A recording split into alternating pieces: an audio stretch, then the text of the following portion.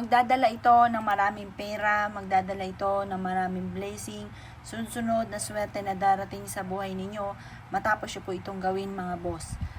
Subukan nyo po ito sa pamamagitan lang ng asin. Ang asin ay isa sa very powerful na humihigop ng mga negative energy. Ito naman po, yung ating pong tubig ay humihigop ito ng negative energy.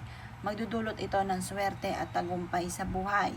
Kayo mismo ay maaami sa dami ng mga blessing na darating sa inyo.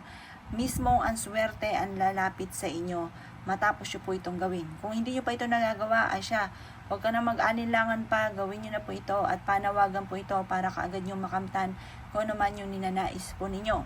Gawin nyo to ng Tuesday or Friday, ang pinakamabisang araw. Pagkatapos mga bossing ko, mas mainam mga boss na kung ikaw po yung nagmamadali ng Tuesday or Friday, gawin nyo to ng kahit anong araw, basta umaga.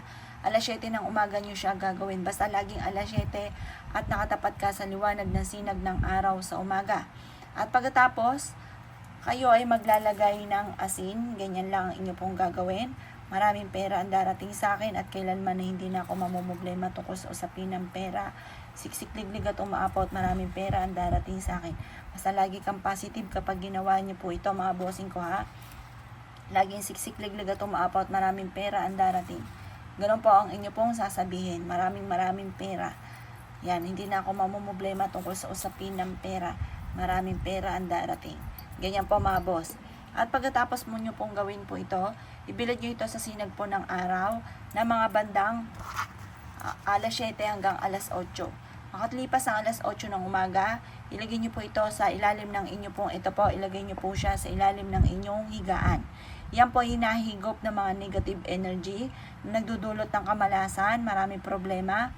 Kaya mas mainam meron kang ganito para hindi nyo na makamtan kung ano man ang mga problema na maaari nyong pagdaanan.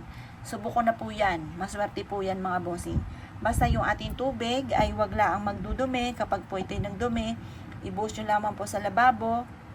Buksan nyo po ang inyo pong gripo at para tuloy-tuloy na pasok ng swerte at mapapansin niyo na maraming blessing ang darating po sa inyo matapos nyo po itong gawin. Mainam mga bossing ko na huwag niyong pananatiliin na magdudumi ang tubig ha. Kapag po yung nagdumi, marami na yung nahigop na negative energy. Itapon nyo lamang po sa may lababo, hugasan itong magaling at pagkatapos mga bossing ko ay lagyan nyo po ito ng tubig at ulitin nyo po muli yung proseso ng aking pong itinuro na bubudbudan ng asin habang kayo ay paulit-ulit na nagwi-wish. Pagkatapos mga bossing ko, ito po isa sa mga sikreto. Kapag gumawa ka ng ganito, ay sikreto nyo na lamang. I-share nyo lang yung ating video kung kayo po ay concern sa mga tao na laging minamalas at naisyo po na sila po ay swertehin rin sa buhay. Yun po, okay po yun. Huwag nyo na lang pagsasabi na gumawa po kayo mga boss. Kaya ako'y kinaniwala at naisyo po itong gawin. Gawin nyo po ito mga bossing ko at kayo mismo ay maa-amaze dahil magsusunod-sunod ang mga blessing na darating sa inyo matapos nyo po itong gawin. Kaya ako'y kigagawa ng ganito mga pamamaraan ay siya mga boss. Good luck po sa inyo po lahat.